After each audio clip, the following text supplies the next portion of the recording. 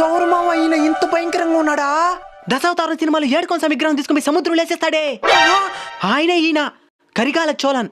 ఓయమ్మో, ఆయన చెవులోకి పోయి నువ్వు గోవిందా అన్నావనుకో నువ్వు గోవిందా. ముందైతే శివకేశవులు వేరనుకుంటున్నారు కాబట్టి ఆ విధంగా చేస్తున్నారు మచ్చా. ఇప్పుడు ఇద్దరు ఒకటే అని అందరికి తెలిసిపోయిందా, ఇప్పుడు భయంలే. అవును మావా. మణి, ఏం ఆలయం ఇది ఇంత పెద్దదిగా ఉంది? నువ్వు కంచి కామాక్షి మధుర మీనాక్షి అనే అమ్మవారి పేర్లు విన్నావా? ఇన్నా. మనం ఇప్పుడు ఆ కంచిలోనే ఉన్నాం. అంటే ఇది కంచి కామాక్షమ్మ గుడా? కాదు, కంచి కామాక్షమ్మ గుడి ఈ గుడికి 1.5 కిలోమీటర్ల దూరంలోనే ఉంది. అప్పుడు ఇదేం గుడే? పంచభూత లింగాలలో ఒకటైనటువంటి పృథ్వీలింగం ఉండే ఏకాంబరేశ్వరాలయం. ఇక్కడుండే శివలింగం అమ్మవారు తన సొంత చేతులతో చేసిన ఇసుక లింగం.